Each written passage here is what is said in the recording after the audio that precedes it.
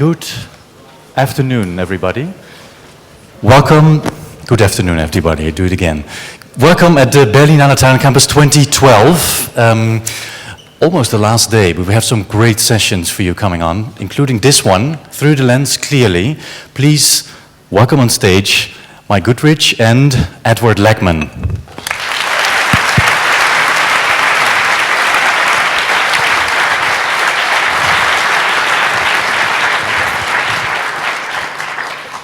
Thank you, Matthijs. It's a great pleasure to welcome Ed Lachman. Ed, I'm going to call you Ed. Pardon? I'm going to call you Ed. Call me anything. Ed Lachman is one of the great cinematographers. He's been working since the 70s. The breadth of work that he's done around the world with directors from different cultures and different languages is quite spectacular, and I would say unique. He's worked with different directors multiple times, from Nicholas Ray and Wim Wenders to Todd Haynes and Steven Soderbergh, Werner Herzog. There's a big German connection here. Todd Solondz. He's done film and television. He's directed movies.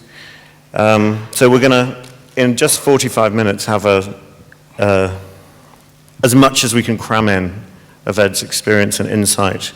We're going to start by, we've got a few clips to show, but we're going to start by watching a clip. It's actually the opening sequence from Import-Export, the last Ulrich Seidel film, which was in Cannes competition about 5 or 6 years ago, I think.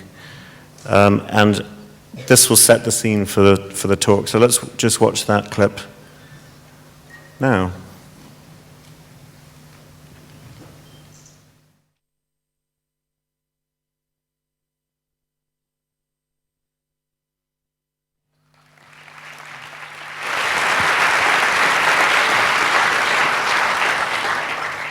A wonderful visual, wordless opening to that film.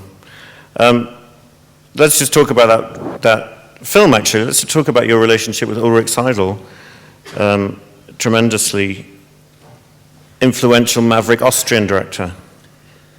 Well, I had the great fortune to meet Ulrich in Vienna through Werner Herzog. And it's kind of, in a way, ironic because I met Werner in Berlin maybe 35, 40 years ago. And Werner really gave me my start in film. I had seen his first film, Signs of Life, and we became friends. And he never looked at a foot of film that I ever shot and said, I want to work with you on my next film. And that was a documentary, La Soufrière, and then I worked on Stroszek. And then from Werner, I went to Wim Wenders when he came and worked on Amerikanische Freund with Robbie Muller, and I helped out, and then I did Lightning Over Water with him and Tokyo Ga in Japan. And then I worked with, I'm getting off the subject. No. But anyway, I just give you a little background, and then I worked with Volker Schlendorf on Gathering of Old Men. Basically, I worked with these, the new German cinema, the directors when they came to the States. I did one short film with Fassbinder. So anyway, Werner had seen at Telluride Film Festival a film that I did with Larry Clark called Ken Park, and he came up to me and he said, not bad. He said, but that's kids stuff. You got to see Ulrich Seidel's films. So that year I was invited to the Berlinale in Vienna, and I asked the director if I could meet Ulrich Seidel, and he said, of course, I'll set up a meeting. So I had lunch with him, and we immediately kind of hit it off, but I hadn't seen any of his work. And then he left at the hotel his early work, a film like Losses to Be Expected and Models. And then I ran into him later that year at ITFA, the Independent Documentary Film Festival in Amsterdam. And he asked me if I'd like to work with him on his next film. And that was Import-Export. And I had the great fortune to work with he has an Austrian cameraman who's wonderful, Wolfgang Thaler.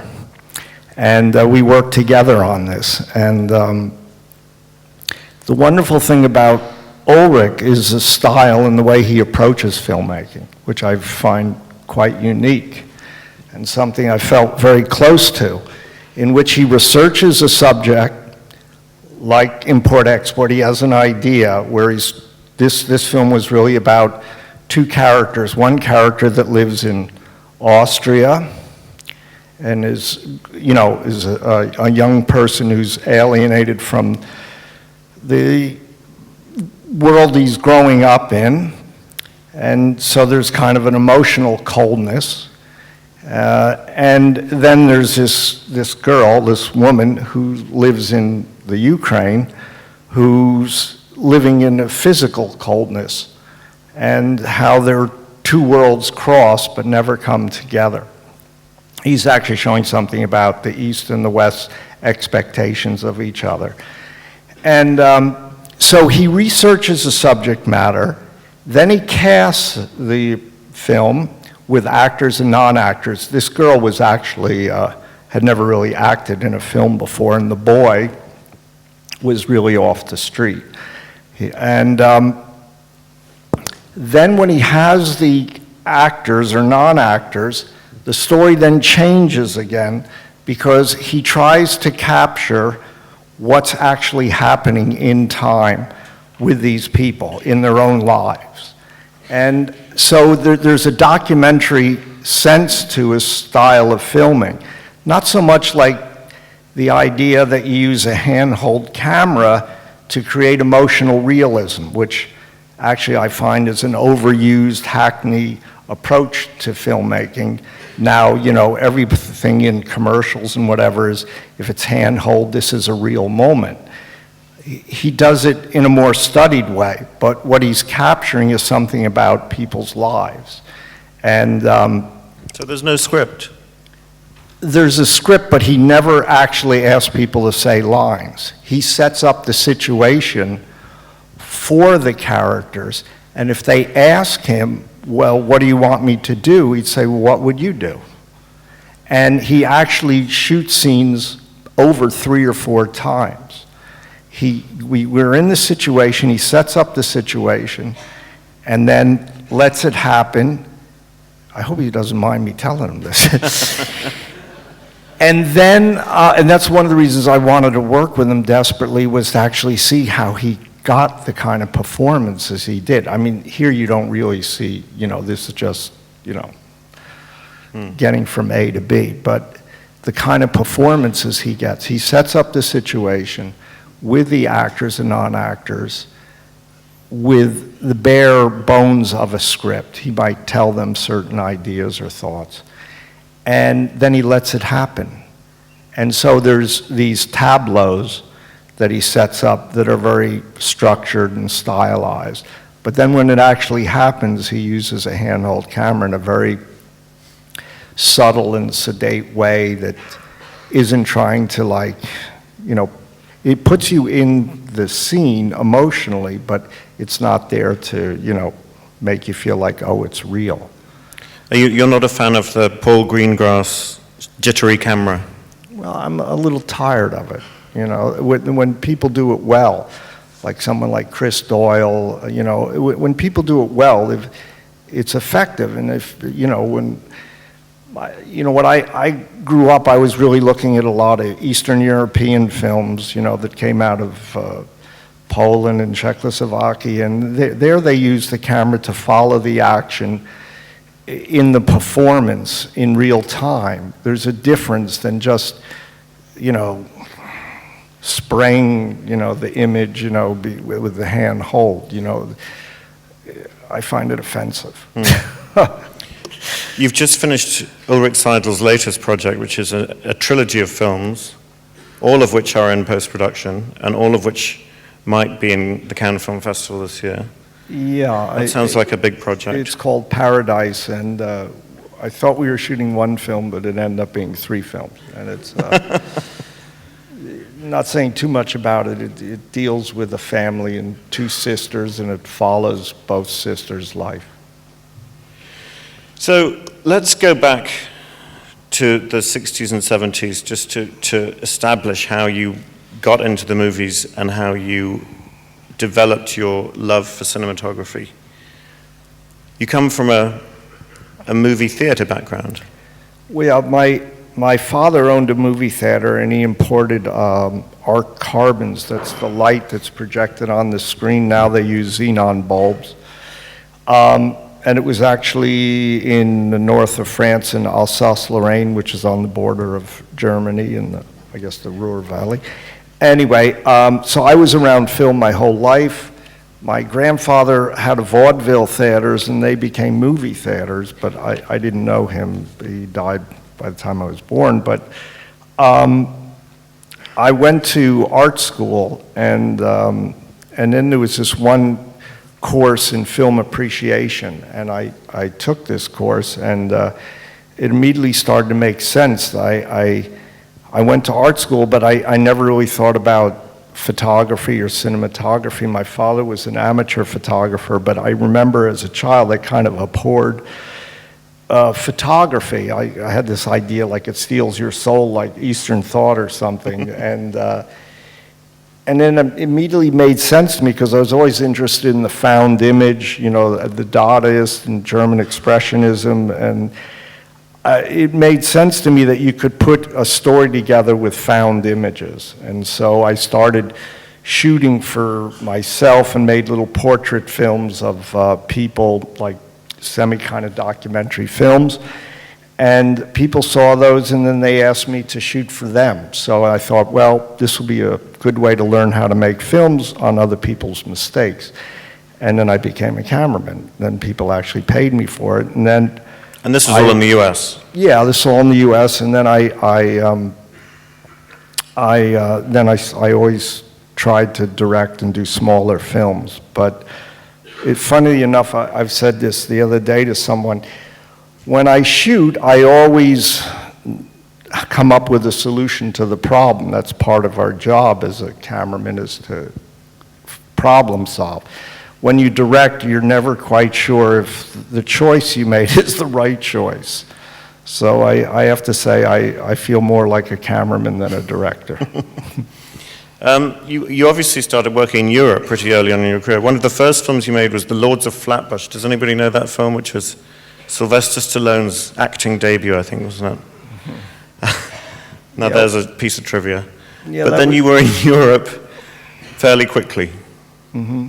Well, yeah, that was a film, I can't remember. That was a film that started out as Sexual Freedom in Brooklyn, and then it got shut down. They didn't have money, and then I came on and reshot most of the film, and it became Lords of Flatbush. It was kind of like the American Graffiti of the East Coast, and so it was all shot in Brooklyn, and like you said, Sylvester Stallone and Henry Winkler, and a number of stars came out of that, or actors. But you didn't sort of cultivate a career in the US. You immediately sorted out into Europe. Well, I was always kind of interested in European cinema because I saw more of a personal connection to stories, and stylistically, I think directors in Europe create their own language in telling stories, and not to just say that Hollywood in a pejorative sense is wrong, but there's a certain style of making films in the US. And what I responded to, maybe through painting, was that it was a more personal and specific idea about making films through your own language. And to me, the cinema of language is the camera.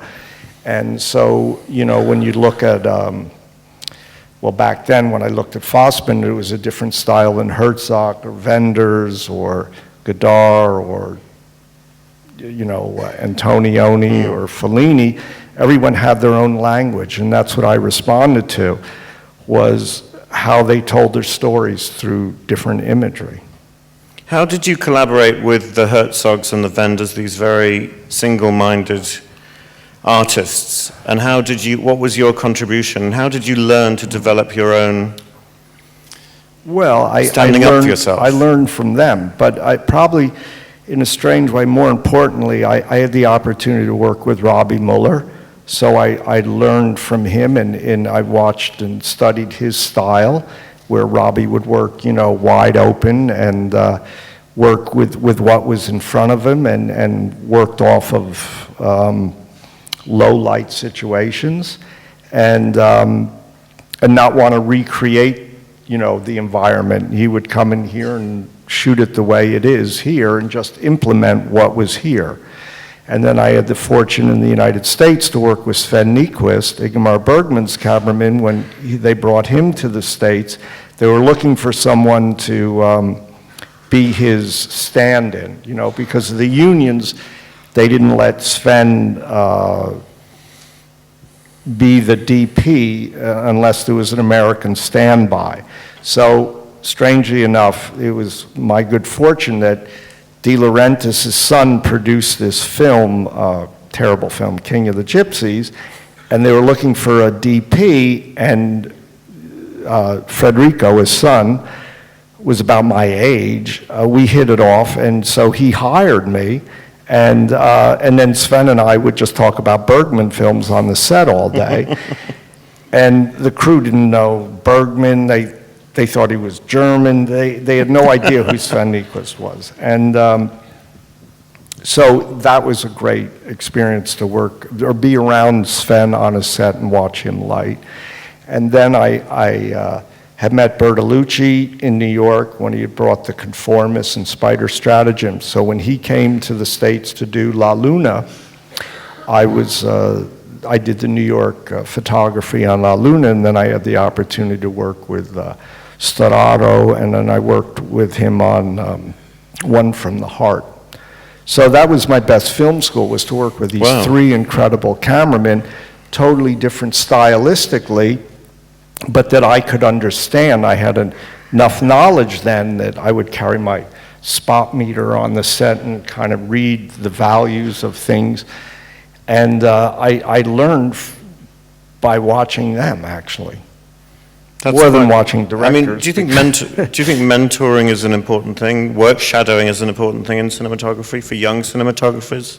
Yeah, I mean, well, look, the world's changed now, now it's going digital, but of course, to be on the set and watch someone's working habits, that's the best film school you can have. Well, the best film school is just watch films. But then if you're going to become a technician, the idea of watching how one person approaches light or the use of the camera versus another is the best film school. Let's look at another clip, but first, I mean, it's a Todd Haynes film. You've worked extensively with Todd Haynes. It's I'm Not There. Talk about how you work with Todd, how you worked on a project like this, which is actually a very challenging project. I think it was 6 different strands with different looks and different requirements from you.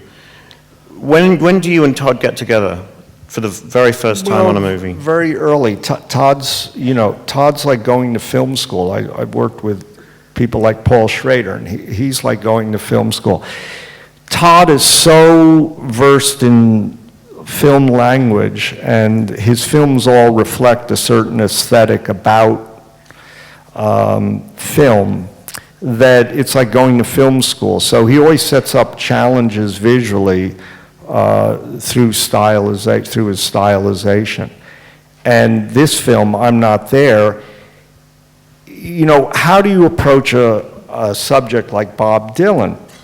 And I think it's part of the reason why Bob Dylan ever agreed to have this film made, because a number of people had approached him about making a film about his life, and this was the first time, that he gave his blessing to use all his music, anything. All the dialogue in the film has actually either been written about Bob or he had said. And so what Todd's approach was that he would approach Dylan as an artist, as someone who creates and reinvents himself, because that's really what Dylan did throughout his life. Is he actually rejects where he is and move on.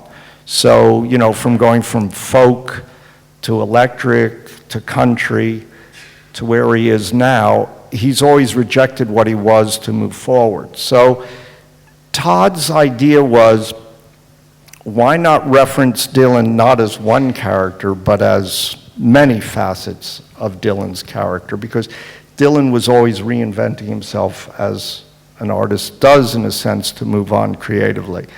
And so he takes different aspects of Dylan's public and private life and these different characters. You know, there's the Robbie, who's the Heath Ledger character, is when he's becoming very successful as like an actor.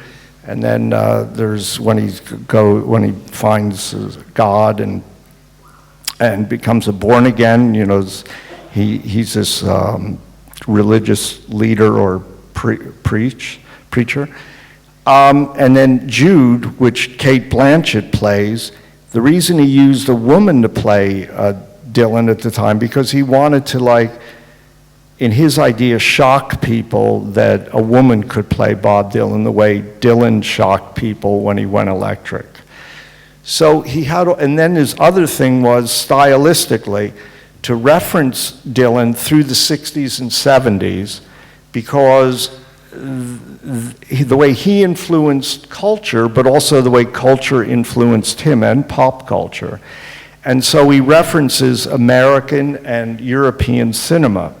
And actually the 70s was probably the most creative time period for American cinema, in the sense that there was a lot more experimentation, and people like Nick Roeg and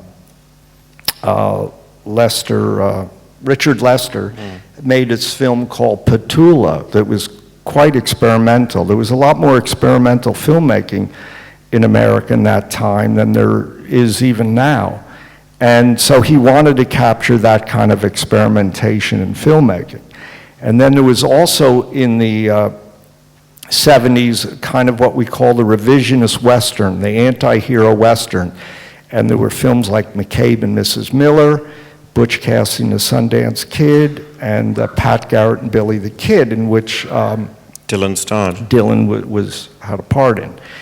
And so we use that visual reference for the Richard Gere character when Dylan is fleeing his success and, you know, the responsibility that it all brings, and he goes to live outside in Woodstock in the countryside, and when he plays with the band. And and then in Europe, what we referenced was 8½, Fellini's 8½, because, you know, that story is really about Marcello, who's a director who's trying to escape his success and what new film he's going to do, and his career and personal life.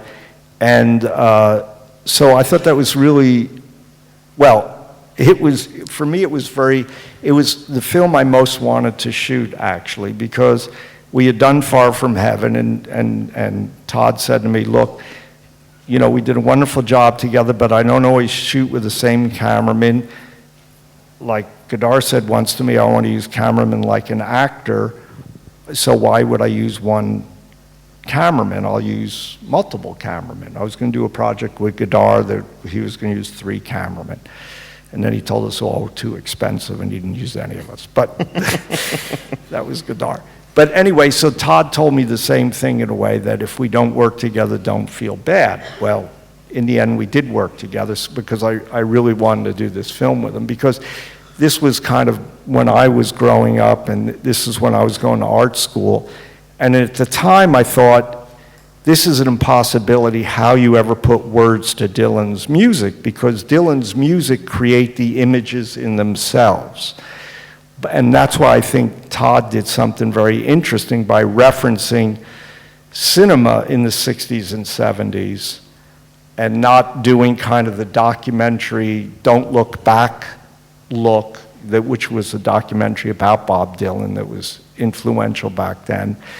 And this, I think what we're going to show is referencing the Jude character, Dylan, when he goes electric, was a way of referencing 8.5, which was about what Dylan was going through internally, not externally, of rejecting his success so he could move on.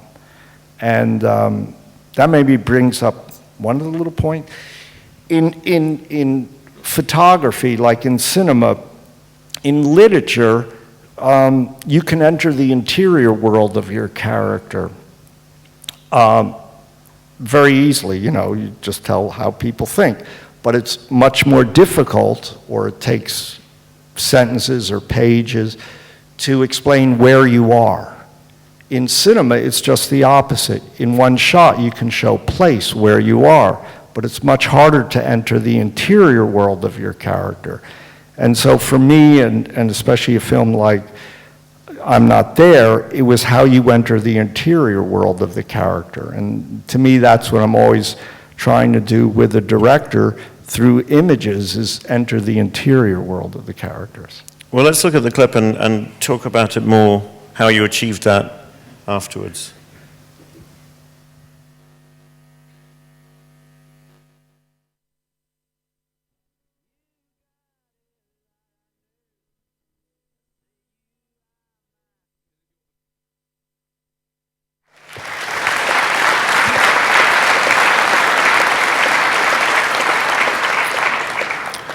How does that clip illustrate what you were talking about before, about getting into the internal life of the character through images? I don't know if it does. I didn't pick the clips, but I'll just say that all the black and white in the film was real black and white. And the thinking there was, and I have to give credit to Todd for that, was, which I didn't realize till we did we did a DI, where the negative goes into a digital file and then you output it back on film. You're seeing this all on a DVD. The grain structure is different than in color film. The contrast level is different. And it was actually much more difficult to shoot in black and white because there's a slower ASA. The speed of the film is much slower than color film. But I think it captures the period. When you look at a scene like that, with all the different types of movement and close-ups, how much of that is you, and how much of that is Todd? Well, every director is different in a sense. Some relinquish, the language of what you do with the camera more than others. Now, Todd's someone that understands the camera and has notes and has laid out every shot. And it's a starting point. If I see something on the set, but he comes in with a game plan and you work off of that game plan. But not all directors are that visual, but he is. Are you a technical nerd? Do you know about every lens? Do you keep up with every development? Do you? No, I just learn whatever I need to learn for what I'm trying to do. I just hire better technicians than I am. But do you work with the same crews? I have a gaffer I've worked with for 30 years, and he's great. He's retired, but he comes out of retirement for me. But obviously working with the same people and working with the same filmmakers creates an unspoken language between you. Yeah, the only way I got through Mildred Pierce, which we'll see, this 5-hour mini-series. We're not going to see the whole 5-hour mini-series. No, I hope not. Was because I had the crew that I always work with. I never would have gotten through it because time-wise, you just barely get there, But you said earlier about Todd and Godard about working with different cameramen. There are advantages to working with the same director multiple times. Sure, you get to know each other, and it's about trust.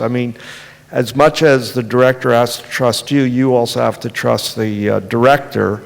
And so it's that kind of back and forth relationship you have with the director where you have trust with each other. And funny enough, Godard hates cameramen. When I had an interview with Godard, he said to me, well, Kodak does 75% of the work, and Kodak does, you know, another 10%, and the lab does, and so that leaves 5% for the, why do they make so much money, you know? So, and Godard doesn't, you know, again, same idea. When you look at his films, he doesn't like use any lighting. You know, he doesn't, certain directors feel like the camera come between him and making the movie, you know? I mean, also in Hollywood, in a way, sometimes cameramen, I think, are treated fairly poorly, you know, and it's like they just want to know how fast you are, and they don't really, you know, fast is good, you know. They all want it to look like, you know, Storaro, but they don't want to take the time to get it to look that way. When you look at the great collaborations like Chris Doyle and Wong Kar-wai, or Storaro and Bertolucci, they last for a certain amount of time, but then they stop. Is there a reason? Well, like any marriage, you know, you take advantage of each other. You know, and so I think that's what happens. You know, Robbie Mueller and Wim, and you know, Robert Richardson and Oliver Stone. You know, there's a reason why you connect with each other, and then I think you just take advantage of each other, and somehow it. I think sometimes what happens for the director is they feel like the cameraman's getting more praise than they are. And when you work with someone like Bertolucci, he's actually a great cameraman himself. He literally would get on the camera and set each shot. He would do the move and then find the shot on the camera, then hand the camera over to his operator. And Storaro would do the lighting, when the sets I was on with him.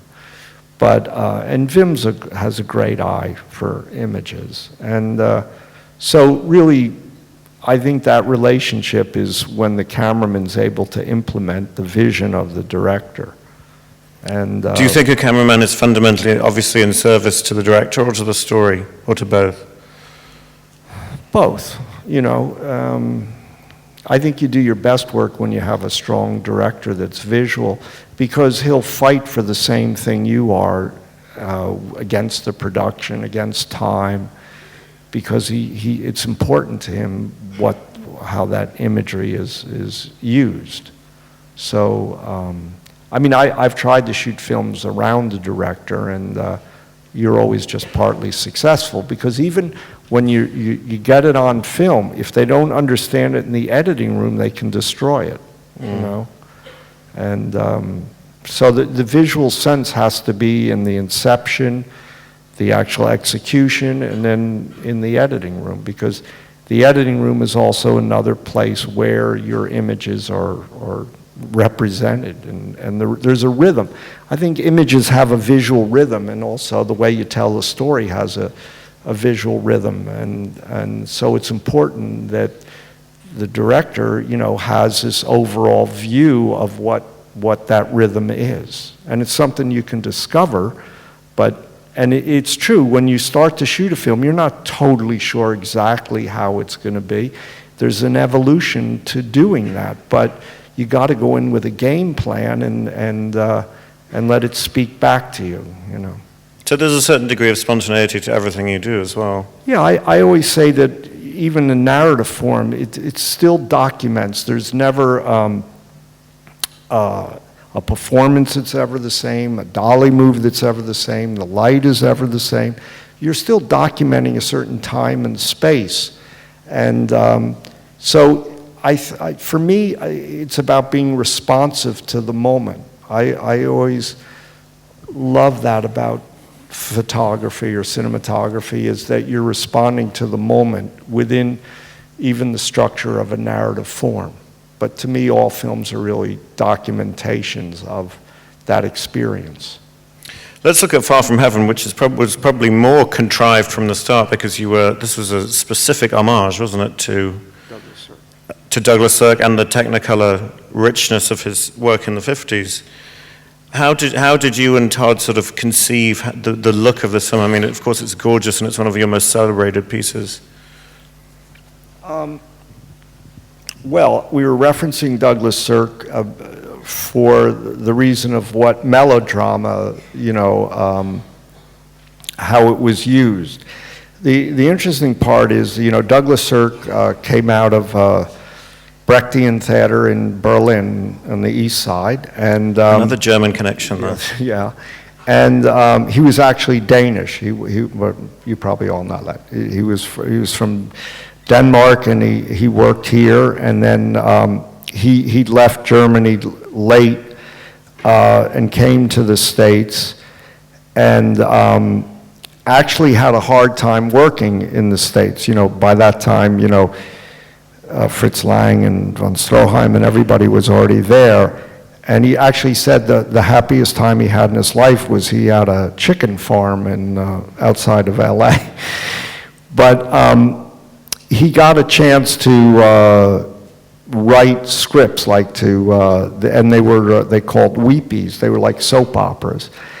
And so he got a chance to direct what we would call soap operas today, these melodramatic stories. But what was different was he used it as a way, as a social commentary on American middle class values, towards, race and religion and Class, I suppose. Yeah, class. And so he used it as a form to expose things that he felt were erroneous, wrong about America's values. But he also did it with film noir techniques, things he understood out of Germany, using kind of German expressionistic lighting, more chiaroscuro, strong, and using the world of artifice, which you're talking about, as a way of connecting people to their emotions.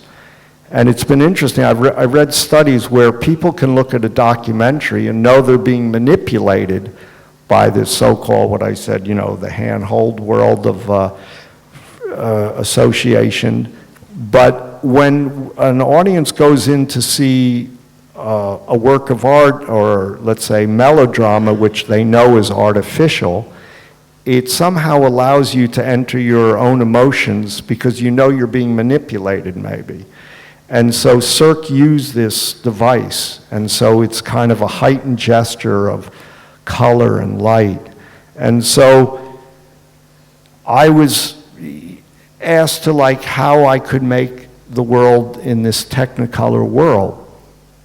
And that was a process where they did 3 color strips, and then they would add the color later in the printing process. Well, that process is actually, those machines were sold to China. You can't do that anymore. Now there's ways of doing it digitally, but not when we finished this film on film. And so I went back to what I like to work with gels, with colored gels on the lights. And so it's very important to me on the set, like the colors I'm putting in the set, and also what people are wearing. In fact, Sandy Powell, I guess, is here. She's going to talk, or did talk, who did the wardrobe. And so I use colored gels in the set against the colors in the walls to get that Technicolor look. And So does that mean you collaborate with Sandy and the production designer throughout the process? yeah, I did it with them and without them.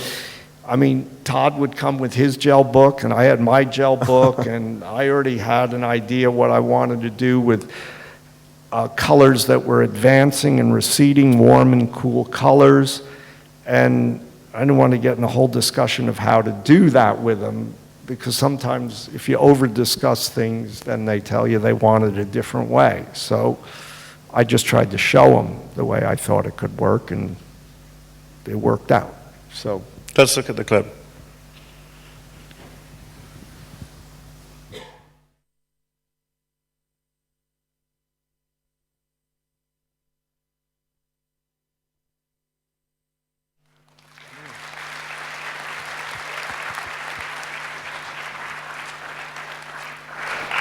beautiful lighting and arrays of colors and light in that scene. She was pregnant, wasn't she, Julianne Moore, when she made that film? Did that give some challenges to you? Well, no, they just kept making the dresses bigger. But I mean, it worked for her because, you know, it's 50s and women were more voluptuous then, and so it kind of worked. But I mean, also, you know, all right, the photography, but you see the music, the style of acting, everything is implementing that style of heightened gesture and the artifice of the moment. And so, you know, one shouldn't see it as naturalistic, but it works on that emotional level of, you know. This had to be shot on film, didn't it? This was shot on film. Could you have shot this today on digital and still had the same beauty, do you think? Well, not in my mind, but the world's changing. I mean, that argument about, you know, I always say it this way in a weird way. You know, they always say the digital world looks filmic. It can look filmic, but nobody ever says the filmic world should look digital.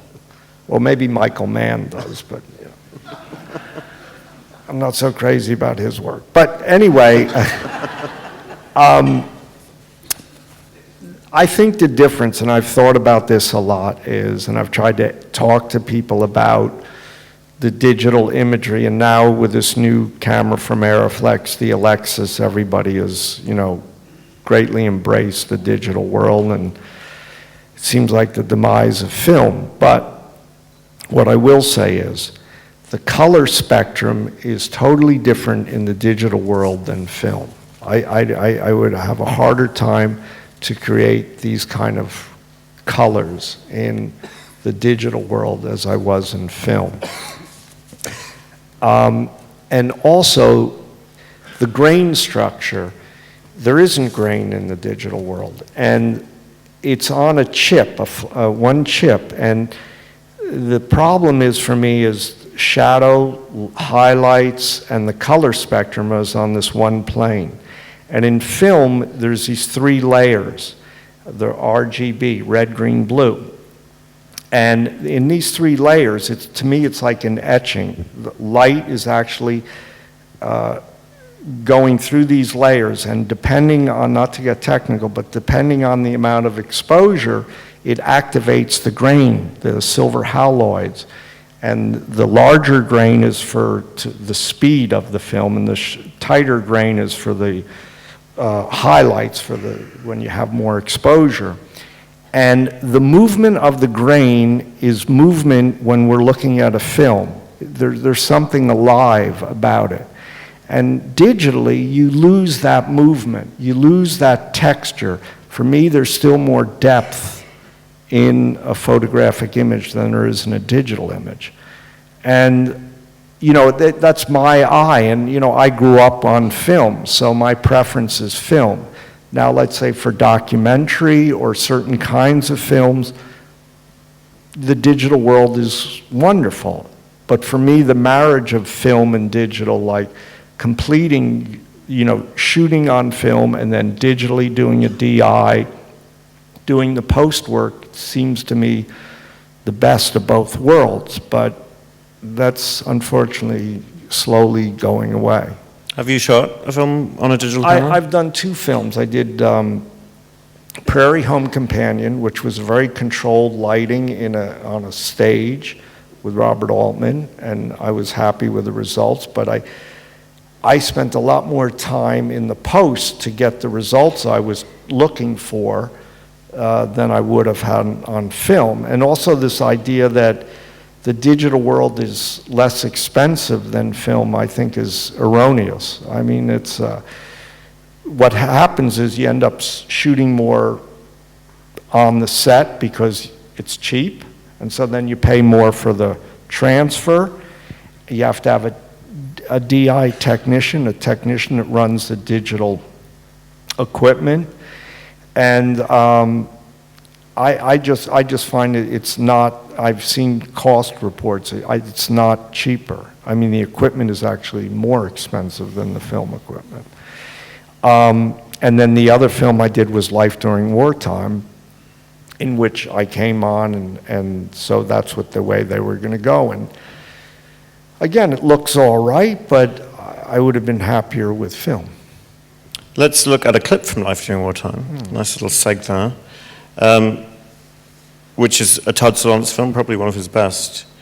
Let's look at the clip and see if we can tell it's digital.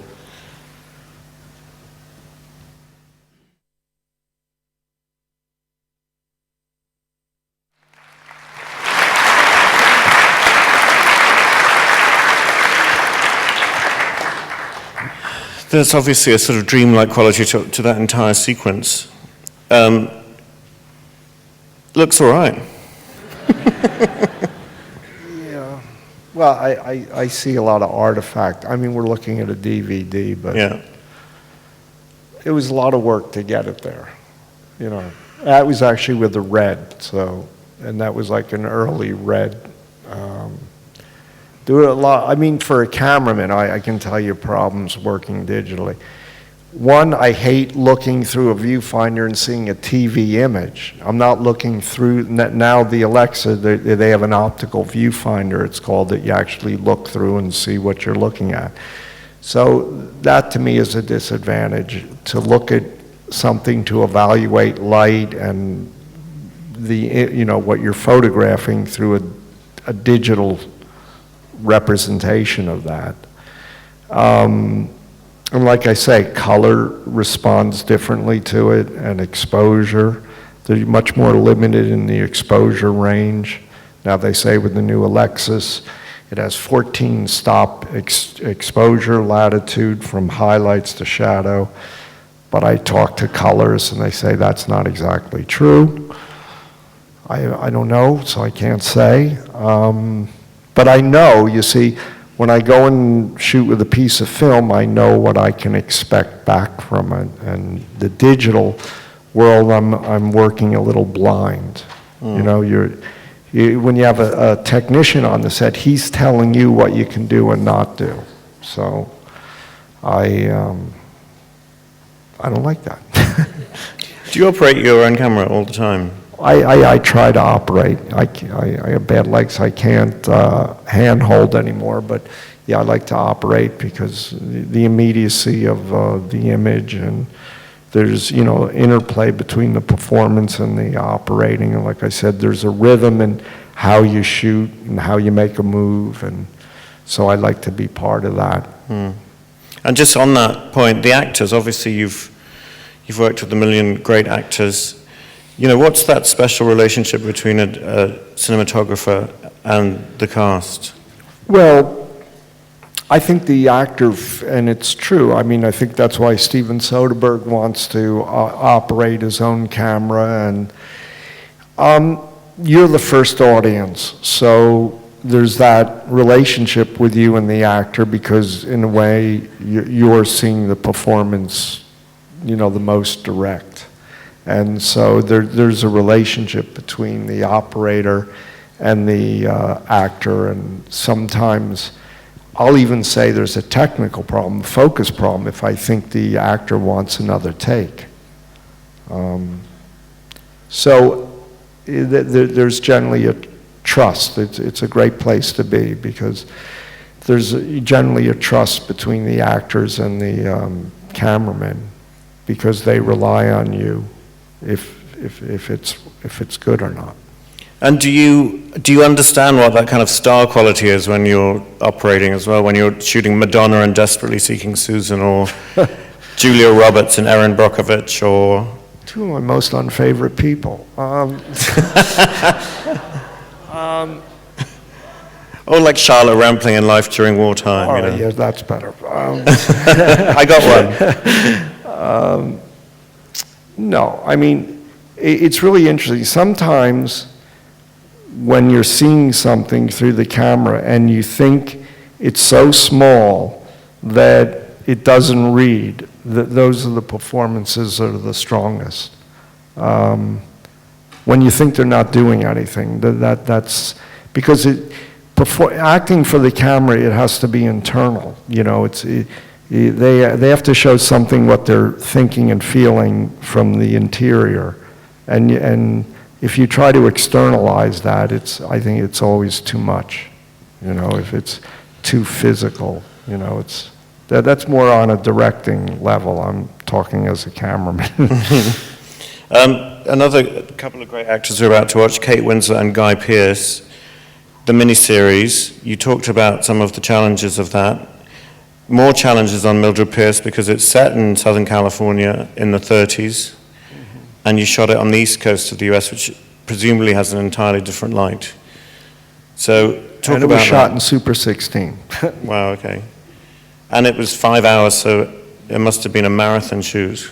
Yeah, I was lucky enough to have my A crew in New York and working with Todd again, and but of course it was very ambitious what we tried to do.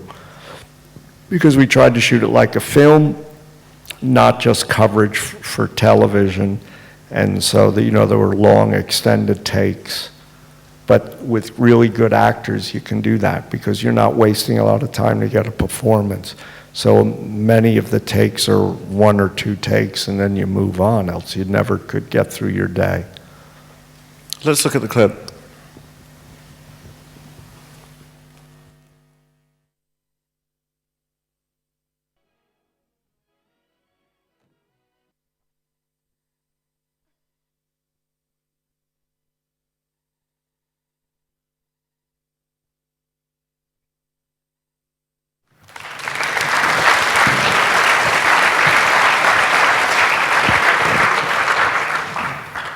Did Todd and you want to reference other films visually with Mildred Pierce? Well, the difference here, again, that Todd approached it was this period, you know, this is a remake of Mildred Pierce that was done in 1945 by Michael Kurtz. And it was the book, it was based on James Cain Book, who was a pulp writer, kind of a noir writer. And this is the only book he wrote that was really a character study about a relationship of, it was during the Depression, it was a family drama really about a mother and daughter relationship and about status and class. And it wasn't really a film noir, but Hollywood made it a film noir and did, you know, the flashbacks, there was a murder, there was German expressionistic lighting, the chiaroscuro lighting, the very strong angles, you know, heightened gestures to create this psychological state in the viewer. And Todd's idea was we shouldn't try to imitate that. You know, it was done brilliantly the way they did it, and that's the way everybody saw it. He wanted to go back and reference what the book was because they really changed the book and make it more of a, like I say, a family drama and about a power struggle between a mother and a daughter, kind of like a Fassbinder story.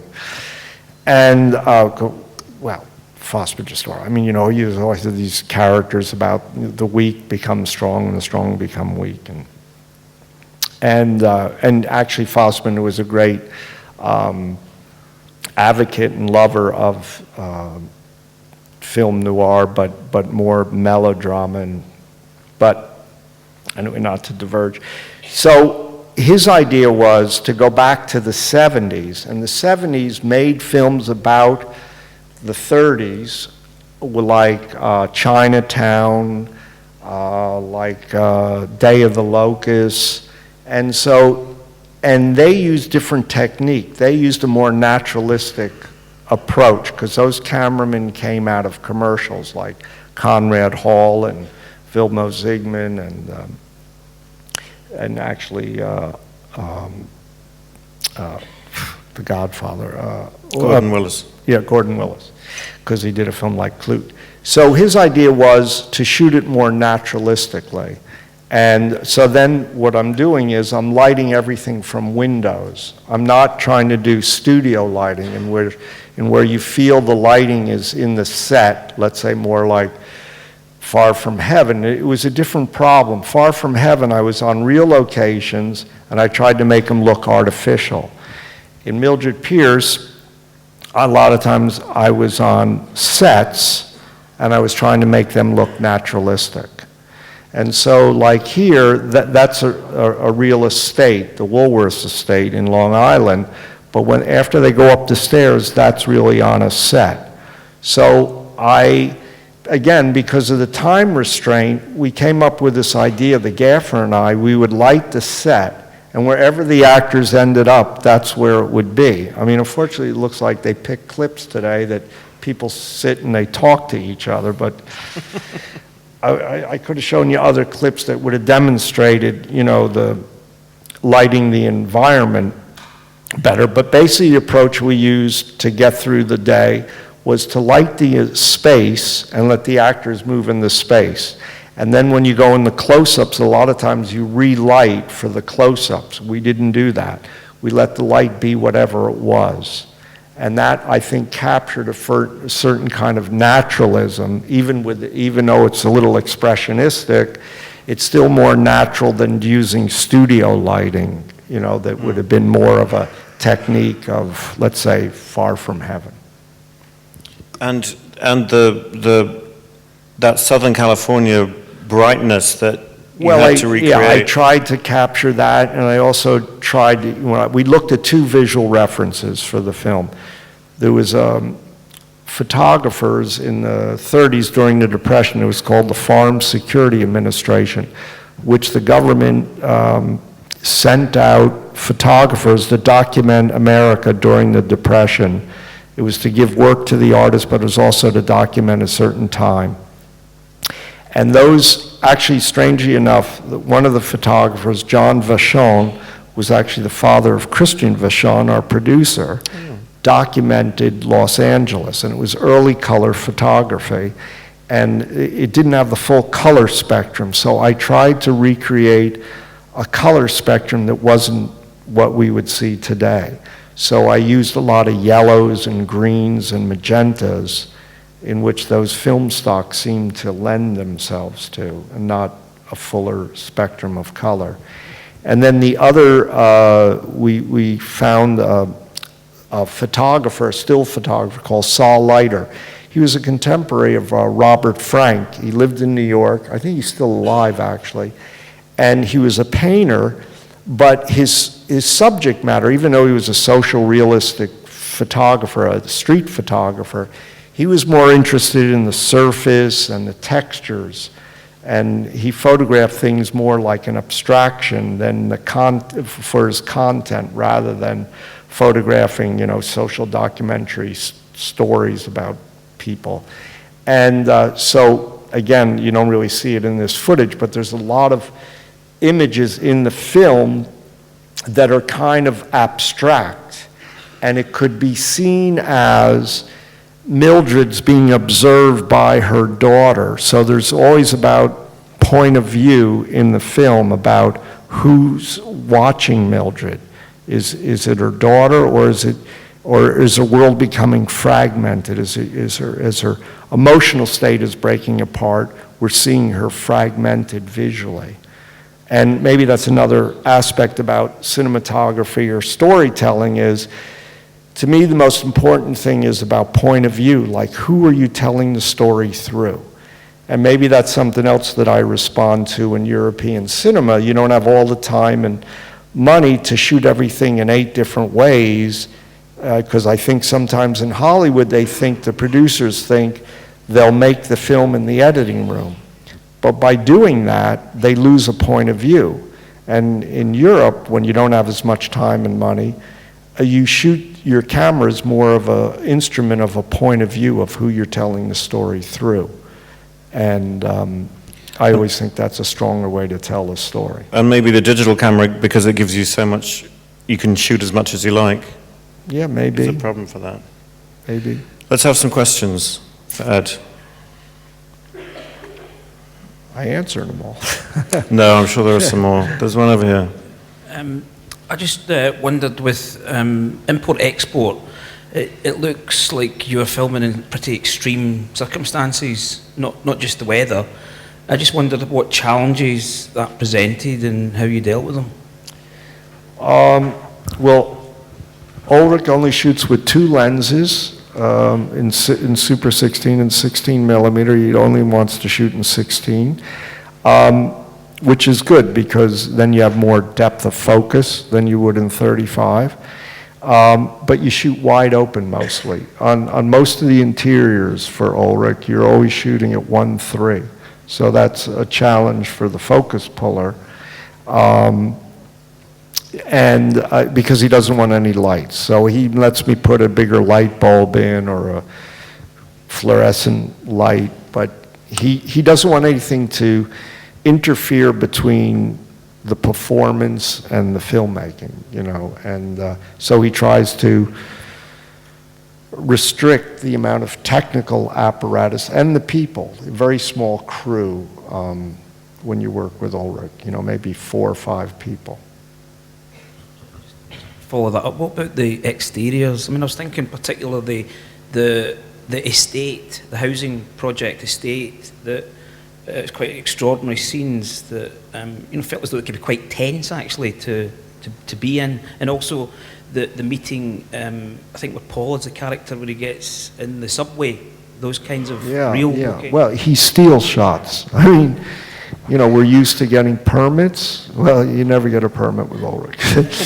So we've been thrown out of the subway stations, and I don't want to talk about the next film, but he got people out of a singles club and just wild, you know. It's part of the fun working with him. We're shooting a student film in a few weeks. I was just wondering if you had any advice for shooting films at night? Where are you? Just over here. Over here. Oh, shooting films at night. Well, Yeah. pick a lit location. Well, you're probably going to shoot it digitally, right? Yeah, we are, yeah. Yeah, well, you're going to see what you're getting almost, so... you know, the thing with night exteriors, it isn't the highlights. To me, it's about how you play the shadow detail. I can always tell somebody knows what they're doing by how they play the highlights off of the shadows. So for me, I always love to read a little detail in the shadow and not let the highlights just blow out. You know, of course they do in the background where there's cars or street lights or whatever, but, and the other secret is, for me, is to balance to what's out there. Like I hate, which I kind of ended up there doing, that when you can light one street and then the rest of it goes black, or, you know, so I try to implement and light things in space so they feel like they're part of the whole space and not like, oh, I could light this and nothing else is left, you know. Thank you.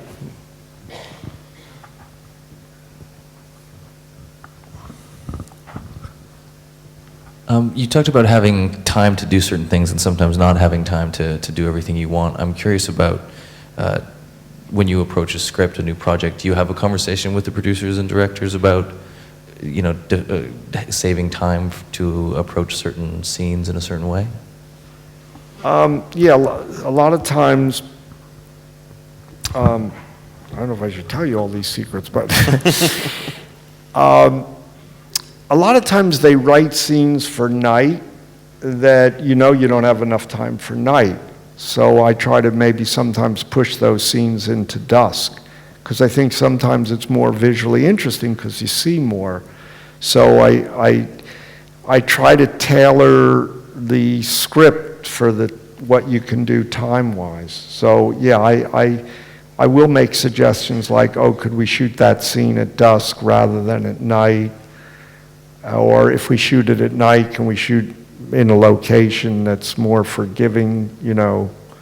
So yeah, you try not to bite off more than you chew, you know? It's just like I would rather do something small better than big and not be able to do it, you know?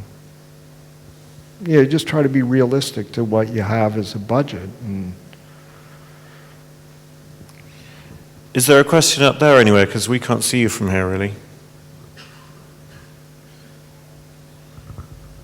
No. Do you often try to stay also at the rehearsals with the actors, or is it? How does it work? It especially interests me if you have non-actors and actors, because often it could be quite difficult. Sometimes the non-actors are better. But how do you have experiences in this? Yeah. Well, with Ulrich, there's no rehearsals. The rehearsals you shoot. So that's what he wants. He wants that immediacy in the response. The same thing with Robert Altman. He would shoot with 2 or 3 cameras and let it just happen, because he wants that improvisation, the feeling of things happening before the camera for the first time. But let's say Todd Haynes, there are rehearsals. So every director and every situation is different. And strangely enough, that's why I like a lot of times documentary cameramen as my operator, because they have the immediacy of getting it right the first time, then feeling, oh, I'll get it right the third time because I'm seeing it the third time. So a lot of times I like documentary cameramen to be my operator, because I feel they're more in tune with the moment. Because everybody has their own way of moving and rhythm, and so, you know, you have to, it's kind of intuitive how you are with that when you operate. What about on Ken Park?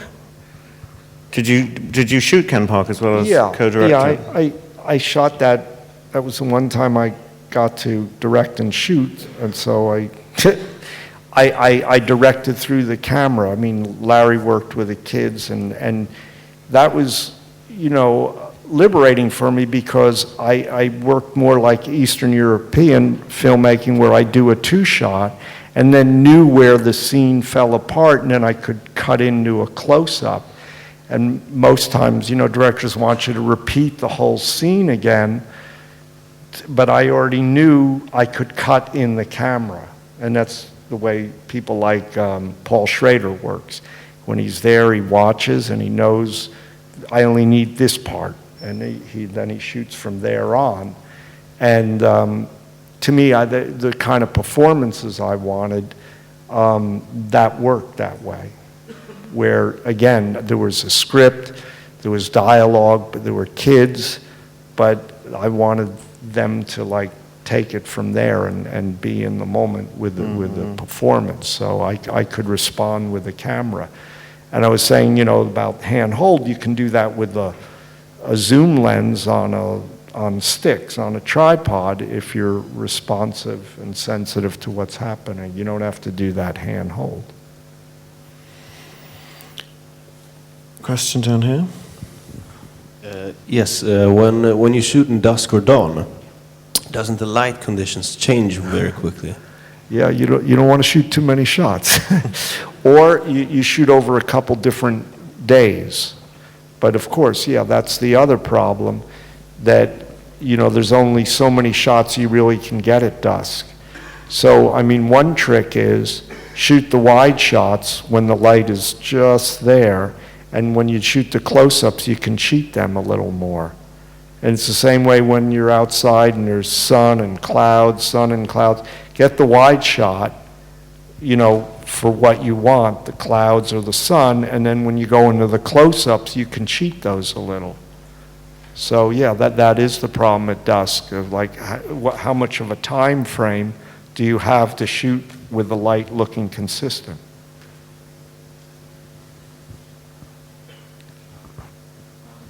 How scary was to shoot La Soufrière with Herzog?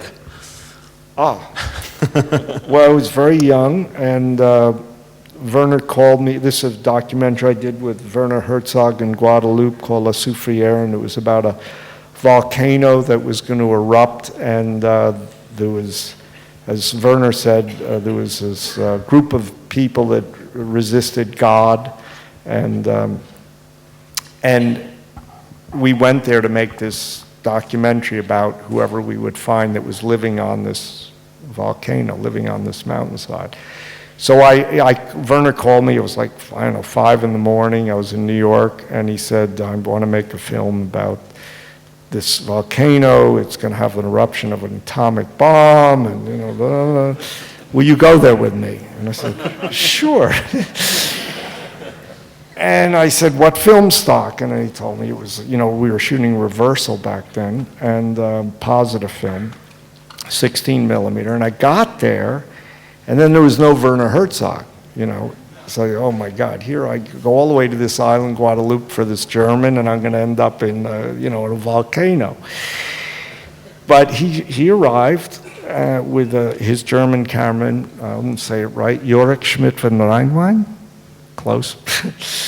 And we made this film, and it was, I did ask Werner at one point, because he left me in this town, and then he went with Jorik to look for these people. And I said to Werner, I said, what's going to happen if this thing erupts? And he said, just go to the sea, it was like the dock, and there'll be a boat there to pick you up. So I said, all right. And then he left, and I go, wait a minute, how does anybody know I'm here? But Werner always instilled a certain confidence, you know, because he was there doing the same thing you were, and so luckily it didn't erupt. Just one last question. I'm curious to hear about your process when you do the shortlist from the moment that you read a script. And since we saw the example of life during wartime, I was really, you know, I love this picture with the big moon. Like, how did you get this, and how did you cut the space, you know? Why these two choices? Well, with the moon, it was digital. Yeah, and it was actually even a little artificial. I was trying to take a lot of the stars out, but they had already done the digital work. So but it worked kind of, because it's like he said, it's kind of like a fantasy. And then when I work with first-time directors, I break down the script so when they get to the set, everybody knows there's a game plan, especially like the assistant director wants to know what your shots are for the day. So I spend a lot of time, and I spent a lot of time with Todd, actually, not because he's a first-time director, but it was the first time we worked together, that we would go through the script and break down each scene. Now, this is kind of imaginary because you're not always on the locations, but at least it starts a dialogue. Now, people, let's say, like Steven Soderbergh, he doesn't want to do that because he wants to work off of the moment.